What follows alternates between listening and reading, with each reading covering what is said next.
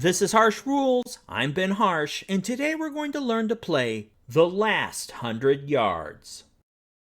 The Last 100 Yards was released in 2019 by GMT Games and designed by Mike Denson. This game supports up to 2 players and takes from 1 to 3 hours to play. Before we begin this episode, I'd like to recognize the Harsh Rules Patreon supporters that help make content like this possible. If you'd like to support the channel, head over to patreon.com/harshrules to learn more. And once again, thank you for your support. Harsh Rules is partnering with Nightingale Games to support War Room, the 2nd edition on Kickstarter.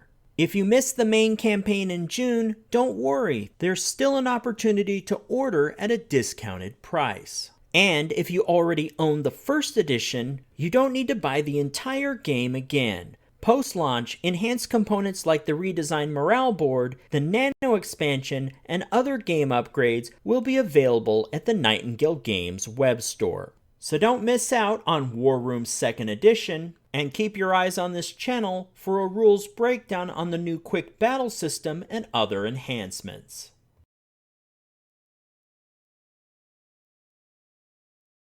Welcome back to the Harsh Rules breakdown for The Last 100 Yards. In this episode, we're going to cover the rules necessary to play the game's first mission called On Their Own. In this mission, the German player is the attacker and has the initiative for the first turn. Their objective is to seize 5 out of 9 wooden buildings and the map's single church. To accomplish this, the Germans have fielded 2 platoons and a machine gun section. The only thing standing in the Germans' way is the American player with their single platoon supported by its own machine gun section. Although this is the game's training mission, there are a lot of concepts to master for new players. First and foremost is unit visibility.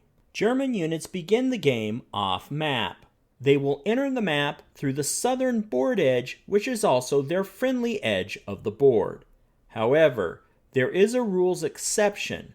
When a German unit enters the map, they will do so unconcealed. On the other side of the field, the American units begin the game hidden, which means their units are not physically on the map.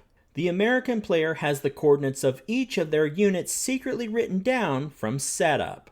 So essentially, both players begin this mission with an empty map in front of them.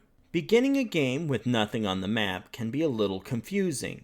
Plus, there are hidden American units and concealment restrictions for German units, which doesn't make things clear at all, especially with the knowledge that a player's units may be prohibited from conducting an action until they can see an enemy unit. So to clear things up, let's first discuss unit visibility and line of sight. Line of sight is a key component of the last 100 yards. The player that holds the initiative drives the action, and their opponent may only react with their units if enemy action is within their line of sight. Line of sight is simply the visibility one unit has to another unit on the map. In gameplay, this visibility is an actual line, drawn from the center dot of the observer's hex to the center dot of the unit being observed. With clear terrain, line of sight can be established easily. However, obstructing terrain such as forest, hills, and buildings block line of sight to potential targets that may be behind them. Therefore, a unit with initiative that is acting behind cover that obscures line of sight prevents their opponent from reacting to them. The last 100 yards extends the line of sight concept to intelligence regarding an opponent's position. To visualize this concept, understand that one hex is approximately 50 yards. So 2 hexes end to end are roughly the same length of an American football field. Standing at one end of the football field, you can easily make out your opponents at the other end, especially if your line of sight to them is clear and unobstructed. However, the further away your opponent is, the smaller they become from your perspective and the harder it is to make out specific details. The last 100 yards estimates that at 8 hexes away, In other words, over 4 to 4.5 football fields away, a unit will not be able to clearly discern an opponent's details or their exact location within that 50-yard hex they occupy. At that distance, the opponent's units are considered to be concealed and often tagged with a concealed marker that provides a -1 die roll modifier penalty to an attacker. While the concealment marker is in place, the opponent may not inspect the units underneath it. However, if firing upon the hex, the player may inquire, and the enemy player must declare, whether the concealed unit type in a hex consists of any armored fighting vehicles, fortified positions, carriers, towed guns, or other non-vehicular units, prior to the execution of their fire attack. The enemy player is not required to identify the specific ordnance of units, and once requested and answered, the firing player must execute at least one fire attack if possible. Unit visibility has a tricky rule though. If a unit is already concealed and is at least 8 hexes out, they will remain concealed. However, if that unit was within visible range of an enemy unit, 1 to 7 hexes, that unit then loses its conceal marker. Then that unit moves farther out again. They must be at least 8 hexes away and break line of sight to their opponents to regain their concealed marker. Apparently, once seen, distance alone is not enough to regain concealment. In our situation below, with hexes blocking line of sight to the acting unit, that unit is also covered with a concealed marker. However, if that unit moves within 3 hexes to an enemy unit using the woods as cover, they will be spotted and lose their concealment marker. The enemy unit does have some visibility into the outer woods hex. However, by using the woods terrain as cover, they can get much closer to an opponent than they normally could in clear terrain. Be aware though, a unit in cover terrain that fires loses its concealment within 2 hexes and line of sight of an enemy unit. Now, let's talk about hidden units. Hidden units' position, counter density, and game statistics are unknown to the opponent. Mainly because at setup, these counters are not placed on the map. The controlling player must record which units are hidden and the hexes they occupy on a secret node. Dismounted towed guns and light anti-tank weapon units can always set up hidden, unless stated otherwise in the mission's special rules. All other units may only set up hidden if called out in the mission rules. The attacking player will only be able to reveal a hidden unit's position under the following conditions. Hidden units are revealed voluntarily when they conduct an action, such as when activated or in reaction. Hidden units are revealed involuntarily under the following conditions. When an enemy vehicle enters an adjacent hex. When after the opposing player calls for reaction, they are within 3 hexes and within line of sight of an enemy combat unit. At the beginning of the fire resolution phase, their hex contains a small arms or mortar fire die roll modifier marker. And finally, if the hidden unit loses concealment, as we saw previously. Once a hidden unit is revealed, it may never be hidden again. The unit may only conceal itself, which means placing a concealment marker on the unit as we saw before. Remember, the exact location of the enemy unit within the specific hex is unknown to the enemy, which refers to a player being able to inspect the markers and a die roll modifier in combat.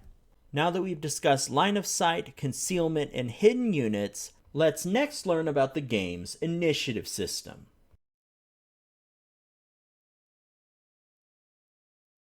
In Mission 1, the German player begins the game with initiative. However, in each subsequent turn, players will roll to see which side has initiative. As noted in the last episode, the German player has a +2 die roll modifier as long as they had initiative in the last game turn. Players with multiple platoons, like the German player, will then roll for coordination. A successful die roll will allow them to activate their platoons together.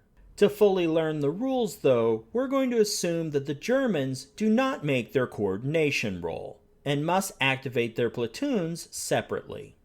This initiative system is what differentiates the last 100 yards from other tactical war games. The last 100 yards initiative system models the momentum of combat similar to team sports like American football.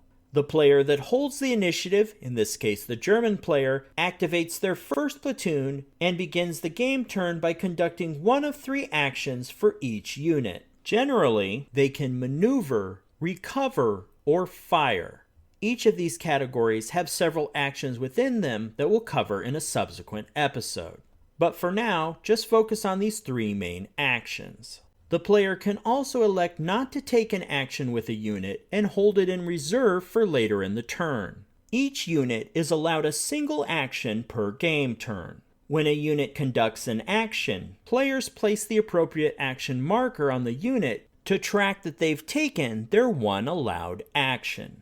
Then, when finished taking actions, the German player will then call for a reaction from their opponent. Now, it is important to note here that once the German player calls for reaction, their platoon activation ends. This will begin a new reaction segment. In a reaction segment, the American player may only fully react with units that saw a German unit's action. In other words, that German unit's action was within an American unit's line of sight.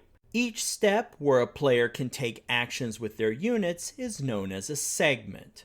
The player with initiative conducts their actions with their units in the activation segment. When the player calls for reaction, the next segment begins, which is known as the non-active player's reaction segment. When the non-active player completes their desired actions, they call for a reaction and begin a new segment for the active player. This is the active player's reaction segment, and so on. Now, it is important to note that in a reaction segment, a unit can only react to actions conducted by enemy units in the immediately preceding activation or reaction segment. For example, let's say in the activation segment, a German unit maneuvers into a US unit's line of sight. Then, in the non-active player's reaction segment, if the US unit chooses not to fire on that German unit and calls for a reaction, ending his segment, he can no longer fire at that unit in subsequent reactions of the same game turn. Therefore, units are only eligible to react to actions conducted by enemy units immediately preceding their segment. Now, returning to our original walkthrough of the activation phase, American units that did not witness an enemy action cannot take a full action. Some units may, however, take a limited action. I've listed those exceptions on the screen. Eligible American units that are reacting can take the same 3 actions: maneuver, recover, and fire. Once the American unit takes an action, the American player places a marker on them to show that they are spent. Once finished, the American player calls to the German player for reaction. The German player will then answer the American player's reaction with one of their own, with the units they have remaining. This means they may react not only with their initial platoon, but their next platoon that hasn't been activated yet. However, any units from this platoon that are spent in reaction will not be able to be used in the second part of the turn when the platoon can be activated. This reaction loop will continue back and forth between players until both players end their reactions by passing. Then the reaction loop ends, and the German player will be allowed to activate their next platoon. Then the activation sequence will repeat itself with the next platoon. That platoon will activate and conduct actions with its units, and once finished, the German player will call for reaction from the American player, setting off another reaction loop. This reaction loop will continue back and forth until both players pass and end the turn. Learning the information we've covered in this episode for visibility, line of sight, and the flow of action and reaction amongst players is critical to playing the game. With all that said though, this is a lot of information to digest, which makes this a good place to break for this episode. In the next episode of this series, we will learn about specific actions a unit can take in the maneuver, recover, and fire categories for the first mission. So make sure you're subscribed to the channel, click the bell for notifications, and keep your eyes peeled for the next episode. If you found this video helpful, please give me a like and share with your friends. To be the first notified when the next episode of Harsh Rules becomes available, please hit the bell icon for notifications. And as always, this has been Harsh for Harsh Rules. Thank you so much for watching, and I'll see you on the next video.